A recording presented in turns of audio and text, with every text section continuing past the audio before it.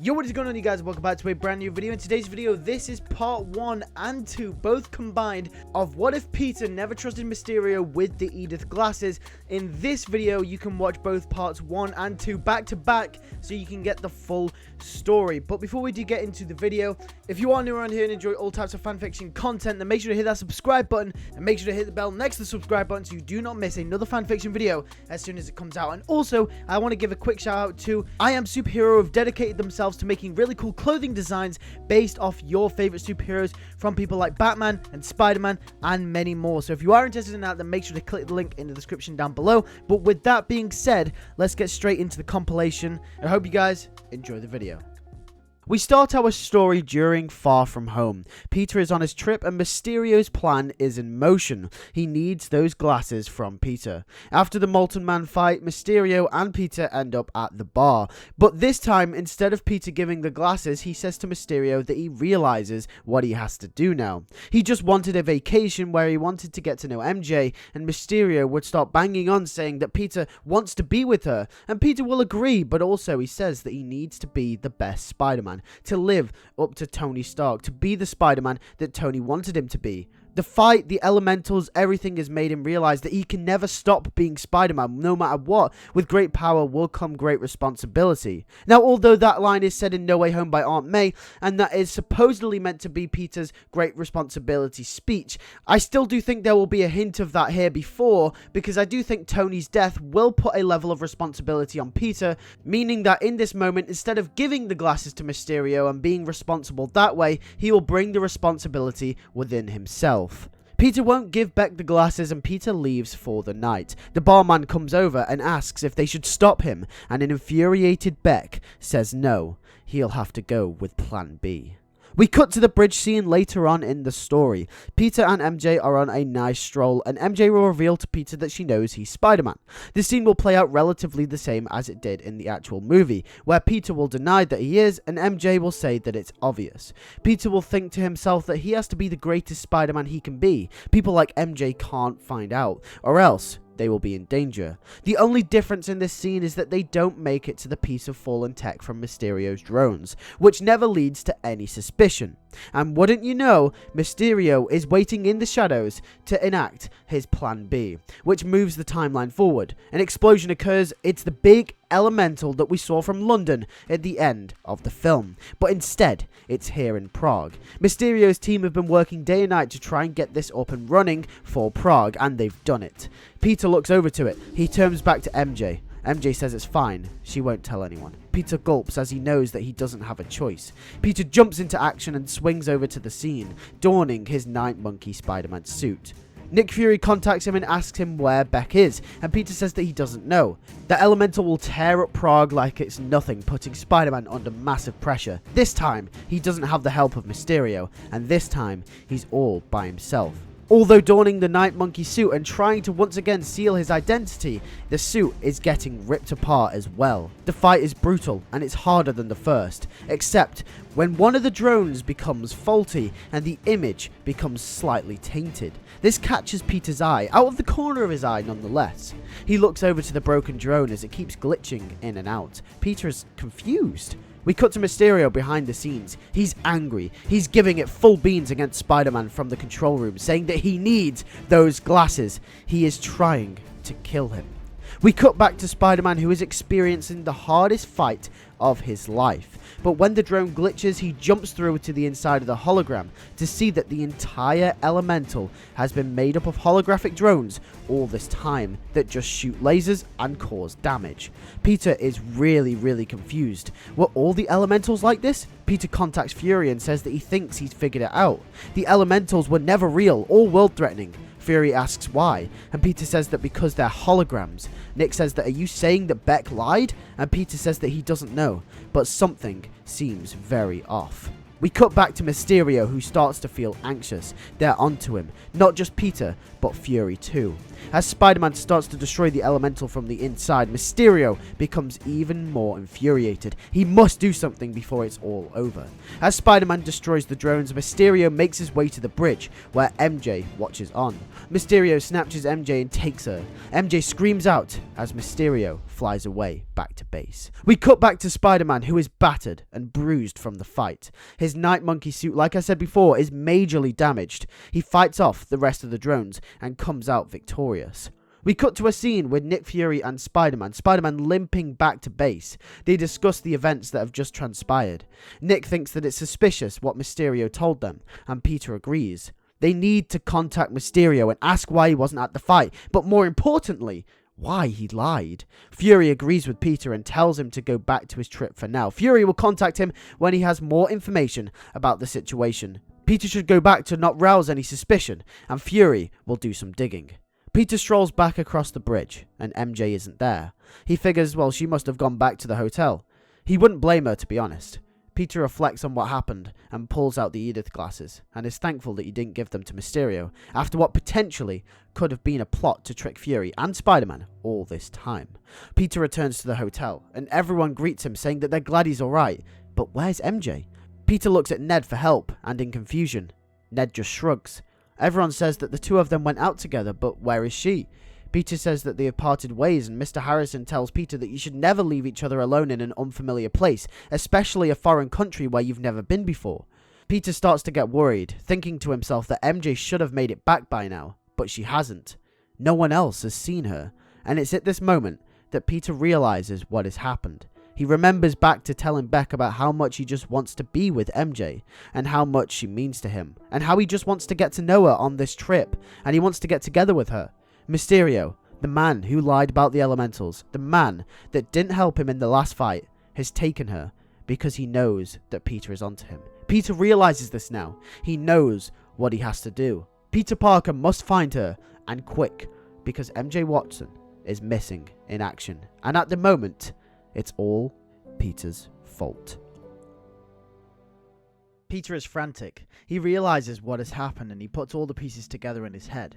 Mysterio has taken MJ and he has to find her. But why? This still confuses Peter. Why would Mysterio have lied about who he is? Who even is Mysterio? Is he telling the truth about who he really is? Peter even doubts if his powers are real after seeing the elemental drones. Peter says to everyone that he doesn't know and that he's unsure that she will turn up.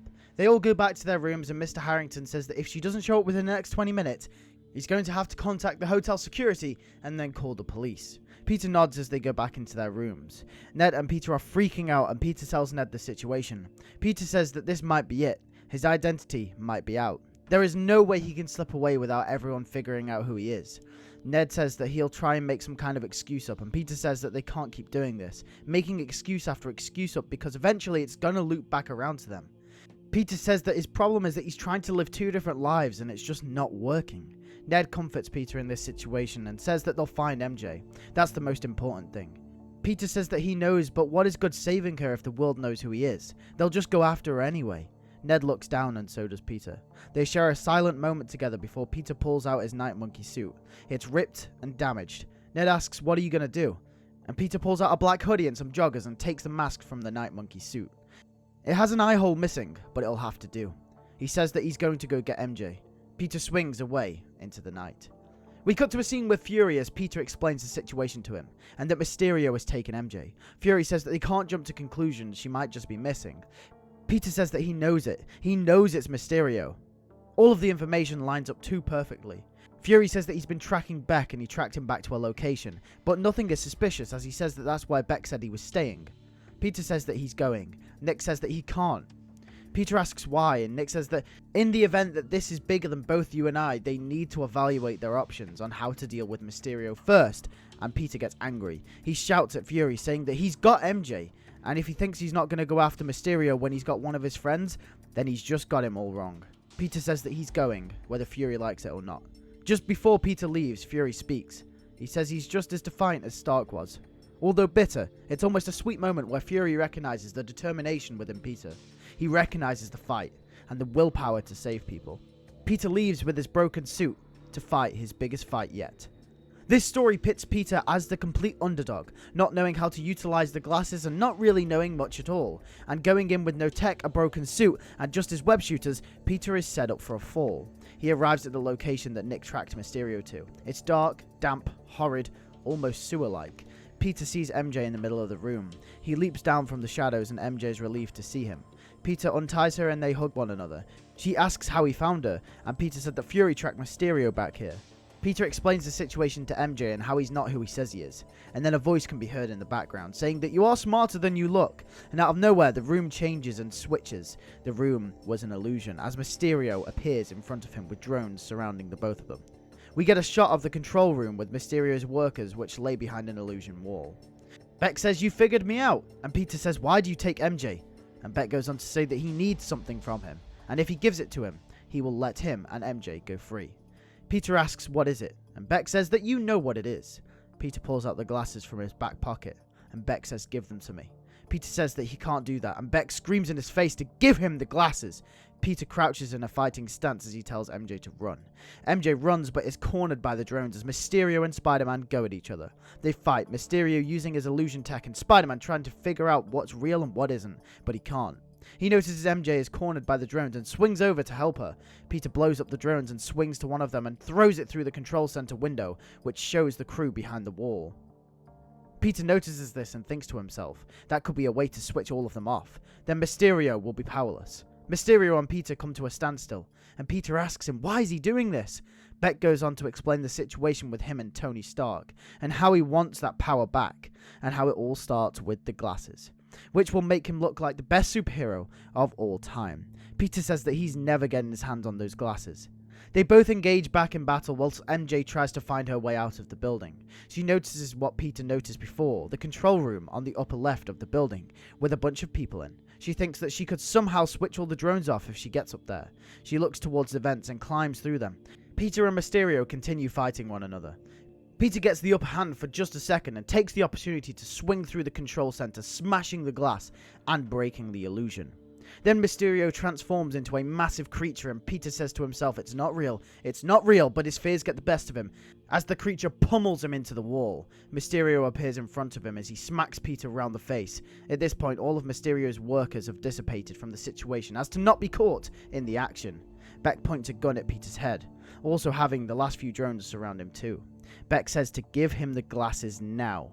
A weakened, tired, bruised and battered Peter says over his dead body, and Mysterio says if that's what it takes, then so be it. Then out of nowhere, MJ batters Mysterio around the head. Mysterio collapses to the floor unconscious. Peter is shocked and says you should have gotten out of here. MJ says that he came back for her, so she's not leaving without him. MJ helps Peter up. Then the last few drones start to aim towards Peter. Peter says that he'll handle them whilst MJ tries to switch them off via the control panel. Bearing in mind that at this point, because Mysterio never inherited the glasses, he wouldn't have as many drones as he did in the final battle of Far From Home. So this would be a lot easier for Peter to deal with. Mysterio would only have the tech that he used from his first elemental battles and his barf technology, so therefore there wouldn't be as many drones. The drones start to fight Peter and MJ cracks through the system and switches them off. And in a sigh of relief, MJ is safe, and so is Peter. We cut to a day later when Ned, MJ and Peter are making up some crazy excuse as to what happened, and Mr. Harrington, ignorantly, believes them. Ned starts to get jealous that MJ knows Peter is Spider-Man and says that just because she hacked through one control system doesn't make her the guy in the chair, and MJ rolls her eyes at Ned. MJ and Peter get a moment on their own. This will be an emotional scene, as MJ says that she just wasn't spying on him because he was Spider-Man, she actually likes him. She says she's sorry because she knows that could have been the only time she could have ever told him that, but she lied to him. Peter says that it's okay. She couldn't have seen that coming. MJ asks awkwardly if they want to do something sometime. Peter looks down, and MJ asks what's up, and Peter says that he can't. She's confused. After everything Peter has been put through, his lesson that no matter what, is that he'll always be Spider-Man. The life that he chooses to live cannot take a break. He can't go on vacation because you never know when the next bad guy is around the corner. Peter can't live and love. It's a simple rule of being Spider-Man. The pressure, responsibility, the weight, the expectation. Putting MJ in danger will only harm both of them. Peter rejects MJ in this moment, not because he doesn't love her, but because he does. MJ might not see it. She might not get it, but it's the responsible thing to do. And our story for our main protagonist, comes to a close. We end our story though with Quinten Beck being transported to a high security prison for super people. As he's locked away in his cell, he shouts to the guards that this is all Spider-Man's fault and that his name is Peter Parker, you need to bring him in. The guards don't believe him as they walk off. Then a voice can be heard from the cell beside him. He says to Beck that he better keep that boy's name out of his mouth. Beck asks, who's that? The man says that it doesn't matter who he is, but he better leave that Parker kid alone. The camera pans to see the new transferee, Mr. Adrian Toomes. And that is it for What If Peter Never Trusted Mysterio with the Edith Glasses. Hopefully you enjoyed this whole fanfiction, and hopefully you enjoyed that little ending there with Adrian Toomes and Quinten Beck meeting, because obviously Beck dies in the actual movie and he doesn't in this version, so I just thought I'd throw that little cameo in there for you guys to enjoy with Adrian Toomes. But if you did enjoy this video, make sure to hit the like button. Also make sure to hit the subscribe button if you don't want to miss all types of Spider-Man content from the news, games, theories, fanfictions such as this one. And also make sure to hit that bell so you don't miss another video as soon as it gets released to the channel. With that being said, on the left side of your screen you can see another video that has been personally chosen for you, based off videos that you've already watched and that you already like and enjoy. And on the right side of the screen you can see my most recent upload. Thanks for watching. I'll see you all in the next video. Take care and peace.